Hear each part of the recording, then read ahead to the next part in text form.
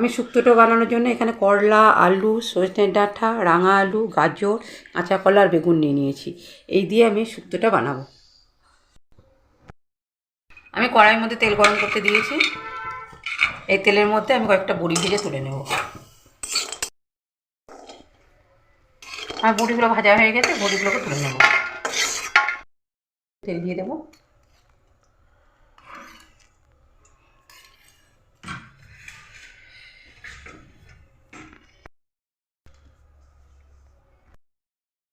আমার তেলটা গরম হয়ে গেছে, এর মধ্যে কড়াইটা ভেজে নেব।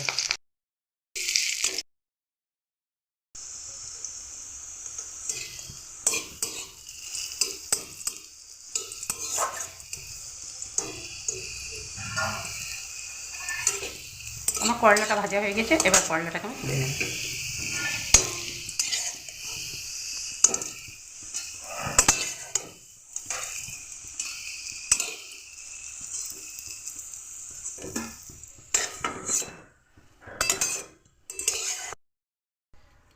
কড়াইয়ের মধ্যে আরও কিছুটা পরিমাণ তেল দিয়ে দেবো।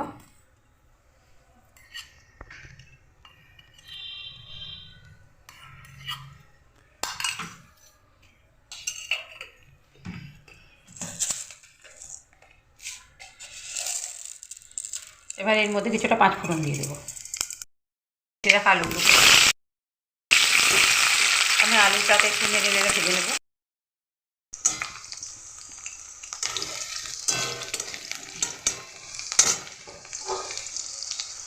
আমার আলুটা অল্প ভাজা হয়ে গেছে, এবার এর মধ্যে আমি কেটে রাখা গাজরটা দিয়ে দেবো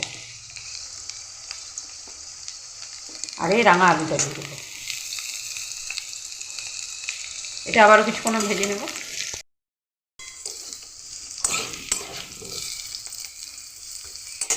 এটা কিছুটা ভাজা হয়ে গেছে, এবার এর মধ্যে সজনে ডাঁটাটা দিয়ে দেবো আর কাঁচা কলাটা দিয়ে দেবো।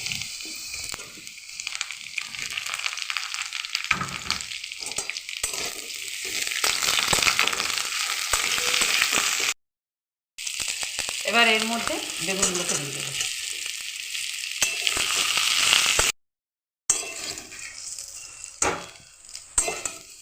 আমার এই সবজিগুলো ভাজা হয়ে গেছে। আমার সবজিগুলো ভাজা হয়ে গেছে, এবার এর মধ্যে কিছুটা আমি এখানে রাঁধুনিতে আদাটা বেটে রেখেছি, সেটা দিয়ে দেবো।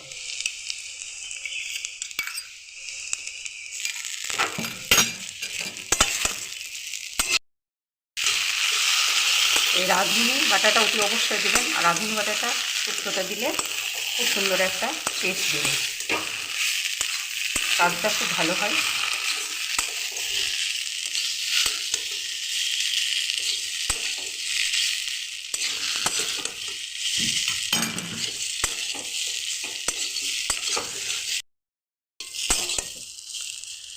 আমার রাঁধুনিটা দিয়ে এটা নাড়া হয়ে গেছে, এবার এর মধ্যে আমি 1 কাপ পরিমাণ দুধ দিয়ে দেবো।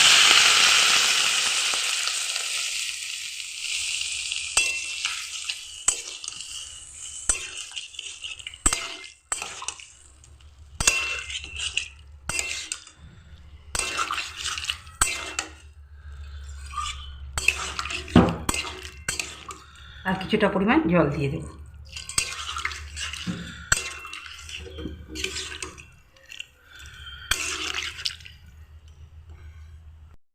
আন্দাজ মতো লবণ দিয়ে দেবো, সামান্য পরিমাণ চিনি দিয়ে দেবো। এবার এটা কিছুক্ষণের জন্য আমি সেদ্ধ করতে দেবো।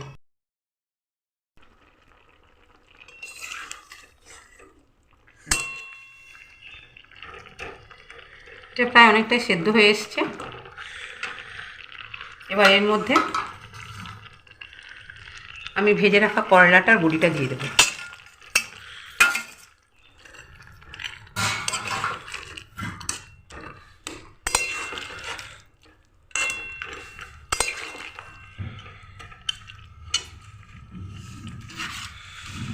এবার এখানে আমি সর্ষে, পোস্ত আর কাঁচা লঙ্কা বেটে রেখেছি, সেটা আমি দিয়ে দেবো।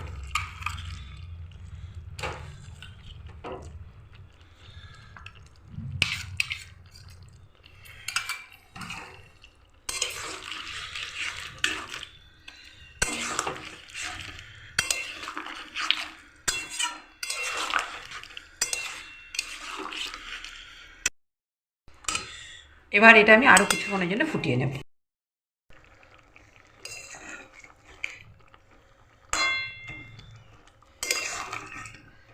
আমার শুক্তোটা হয়ে গেছে। এবার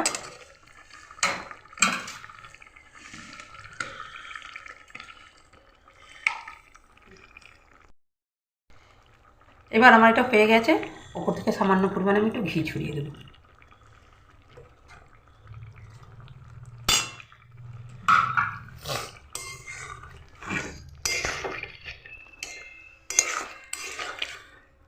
এটা আমার হয়ে গেছে। এবার এটাকে আমি নামিয়ে দেবো।